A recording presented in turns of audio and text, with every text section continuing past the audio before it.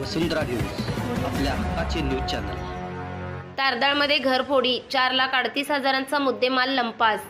तारदाळ शहापूर येथे घरफोडीची घटना घडली असून चोरट्यांनी बंद घराचे कडी-कोंडा उचकटून आत प्रवेश करत 1 लाख रुपये रोकड आणि 3,38,000चे सोन्याचे दागिने असा एकूण 4,38,000चा मुद्देमाल लंपास केला आहे।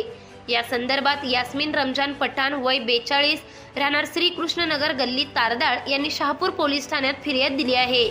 मिळालेल्या माहितीनुसार पठाण कुटुंब मंगळवारी कर्नाटकातील सदलगा येथे उर्सानिमित्त गेले होते। घरात कोणी नसल्याची संधी साधत चोरट्यांनी घराच्या मुख्य दरवाजाचा कडी-कोंडा तोडला आणि आत प्रवेश केला। बेडरूम मधील लोखंडी तिजोरीचे लॉक उचकटून त्यांनी सोन्याचे दागिने आणि रोकड चोरली। चोरी झालेल्या वस्तूंमध्ये 1.25 लाखाची मोहनमाळ, 25,000ची बोरमाळ, 75,000चा नेकलेस, 25,000चे कानातील टॉप्स, 62,500 रुपयांचे गंटन, 8,500 रुपयांच्या बुगड्या, 12,500 रुपयांच्या रिंगा तसेच लहान मुलांचे चांदीचे वाळे, तोडे आणि करदोऱ्यांचा समावेश आहे। पठाण कुटुंबीय गावाहून परतल्यावर बुधवारी सकाळी हा प्रकार उघडकीस आला। घटनेची माहिती मिळताच शहापूर पोलिसांनी घटनास्थळी श्वान पथक आणि ठसे तज्ञांना पाचारण केले।